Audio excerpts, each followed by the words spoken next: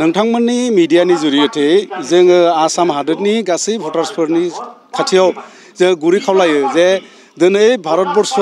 स्वाधीन जानाया 76 इयार्स जालांबाय किन्तु 76 इयाराव दिनै मानसिफोरा बहुत डेभेलप जानांगौमोन नंगौना नङा कारन डेभेलपनि सिमां लानानैनो महात्मा गान्धीया आन्दलन खालामदोंमोन कारन इंराजआ थायोब्ला लामा दबथाया मोजां जानाय नङा इंराजआ थायोब्ला स्कुला मोजां जानाय नङा गथ' गथाया फरायनो रोंनाय नङा स्कुल थायो माने इंराज थायोब्ला दलंफोरा मोजां जानाय नङा बै सपनाखौ लानानै महात्मा गान्धीया भारतखौ स्वाधीन खालामबाय किन्तु भारतखौ स्वाधीन खालामनायनि उनाव जितु रांखान्थिनि उदांस्रिनि थाखाय एसे खामानि मावनांगौ होननानै बिथाङा एनाउन्स खालामनाय लोगो लोगो आरएसएसनि दालाल नेता भकतआ मा होनना बुंदोंमोन नाथुरामगन्जखौ लगायनानै बिथांखौ बुथारहोबाय बेनि कारनै दिनैसिम बै बाथ्राखौ रायजोनि खाथियाव एवारनेस हिसाबै बा रायजोफोरखौ दिनैसिम बुंना होआखै जे भटार्सफोरा जे मोन्थाय दोङो आरो बे रांखान्थिनि उदांस्रिखौ मोननो हायो बै बाथ्राखौ दिनैसिम कुनु नेताया बुङा बेनिखायनो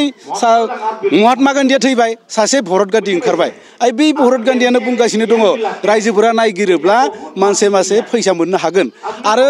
मोनसे बाथ्राखौ जों बुंहरो नोंथांमोननि मिडियानि जुरियते दिनै सेंग्रा सिख्लानि खामानि गोरों गोरा सेंग्रा सिख्लानि खामानिफोरखौ गासैबो मेसिना सेजोब्बाय आरो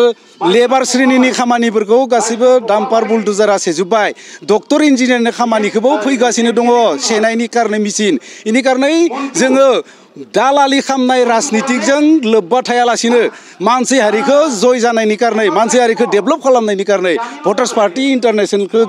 लैहोर लैहोर फैनानै गासैबो साबायखर होनांगौ अन्यथा नहलिब्ला ओरैबायदि मोनसे सम फैगासिनो दङ जातिनि नामाव जों आन्दलन खालामबोबाय धर्मनि नामाव आन्दलन खालामबाय धर्मनि नामाव जातिनि नामाव आन्दलन खालामनानै दिनै 76 इयार जों हेगार हरबाय बेकार जोंनि बर'नि गेजेराव ओरैबायदि आन्दलन जाबाय बर'जों बर' बुथारलायनाय एनडिए बा बिएलटि को बुथारनाय बिएलटिआ एनडिएफ को बुथारनाय किन्तु दिनैनि दिनाव मा जाखो अनेक बर' सेंग्रा गोमालांबाय आरो बे बर' सेंग्राजों जुलि जानायनि कारनै सोरजिना फैनाय भगबाना सोरजिहरनाय सिख्लाफोरा बेंगालराव हाबा लाहैबाय गुबुन जातिजों केलकातायाव थांनानै गुबुन जातिजों हाबा लायनो गोनां जाबाय कारन जोंनि बर' सेंग्राफोरा गैला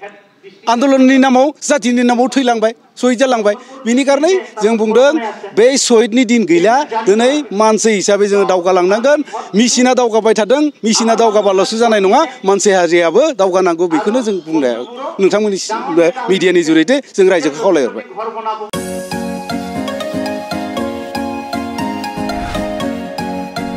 BA BSc हाबनो गोनां फरायसाफोरनि थाखाय गोनां फोसावथाय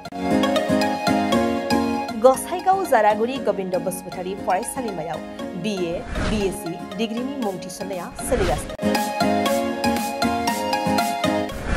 गिबिसिन मुं थिसनहैनाय सा 150 सिम फरायसाफोरा बेसेन नाङाजासे मुं थिसननो हागोन 150 निफ्राय 200 सानि गेजेराव 75% रेहाय 201 निफ्राय 250 सिम 50% रेहाय आरो 250 निफ्राय 600 नि गेजेराव मुं थिसननायनि रांखौ 25% रेहाय होनाय जागोन जारागुरि गोविन्द बसुमतारी फरायसालिमाया बड'लेण्ड मुलुगसोलोंसालिजों गनायथि होजानाय गुनगोनां फोरोंगिरिफोरजों लोगोसे फरायसाफोरनि गाहाम सुबिदा गोनां फरायसालिमा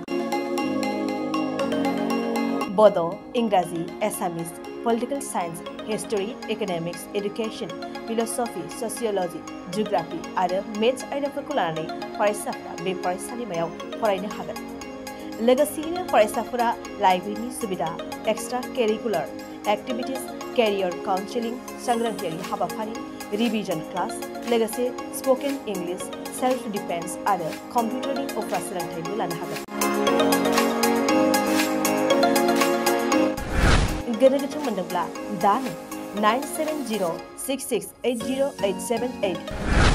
700227199 आरो